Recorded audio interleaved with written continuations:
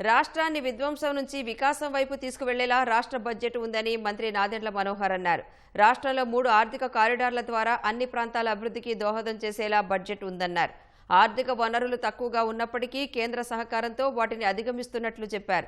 గోదావరి పుష్కరాల నాటికి పోలవరం ప్రాజెక్టును జాతికి అంకితం చేస్తున్నట్లు చెప్పారు.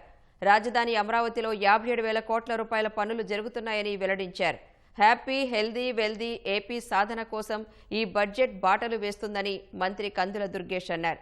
ఏపీని పెట్టుబడులు పర్యాటకానికి గమ్యస్థానంగా మార్చేందుకు కృషి చేస్తున్నట్లు చెప్పారు. రాష్ట్రంలో ఏడాది కాలంగా నిర్వహించిన పర్యాటక ఉత్సవాలు ఏపీకి పర్యాటకులను ఆకర్షించేలా ఉన్నాయని అన్నారు.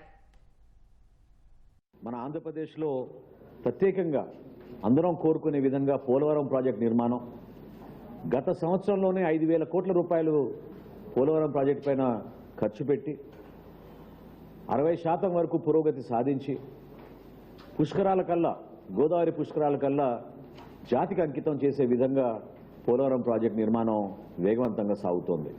దేశంలో మొట్టమొదటిసారి రాయలసీమ ప్రాంతంలో హార్టికల్చర్ హబ్ తీసుకురావడానికి కోసం గౌరవ ముఖ్యమంత్రి గారు చేసిన కృషిని అందులో ప్రత్యేకంగా భారతదేశ ఆర్థిక మంత్రి నిర్మలా సీతారామన్ గారికి ప్రత్యేకంగా ధన్యవాదాలు తెలుపుకుంటూ ఈ రాయలసీమ హార్టికల్చర్ హబ్ ద్వారా ఉద్యాన పంటల ద్వారా మన రాష్ట్రానికి గణనీయంగా ఆదాయం పెరిగే విధంగా ఒక మార్పు తీసుకురాగలుగుతాం. ఆ ప్రాంతంలో ఇతర ప్రాంతాలతో పోటీ పడే విధంగా ఈరోజు రాయలసీమలో మార్పు వచ్చింది.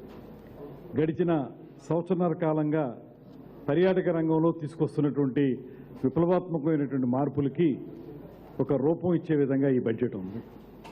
ముఖ్యంగా 439 కోట్ల రూపాయలు పర్యాటక రంగానికి కేటాయించడం ద్వారా ప్రమోషను, మార్కెటింగు, అడ్వర్టైజ్మెంటు, తద్వారా ఈవెంట్స్ను కూడా నిర్వహించి ఆంధ్రప్రదేశ్ని అతి త్వరలోనే ప్రపంచ పర్యాటక గమ్యస్థానంగా నిలబెట్టాలనేటువంటి ఆలోచనకి నాంది ఈ బడ్జెట్ అనేటువంటి మాటను తెలియజేస్తా ఉన్నాను.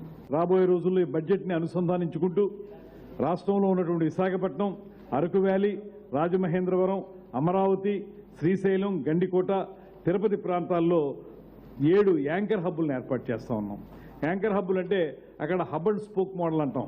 దాని ప్రకారం ఒకవేళ తిరుపతి తీసుకుంటే తిరుపతి దగ్గరికి వచ్చినటువంటి పర్యాటకులు ఆ చుట్టూ ఉన్నటువంటి అన్ని సందర్శక క్షేత్రాలని పర్యటించేలాగా ఒక 4-5 రోజులు అక్కడ ఉండేలాగా వాటిని మనం హబ్స్గా తయారు చేస్తూ ఉన్నాం.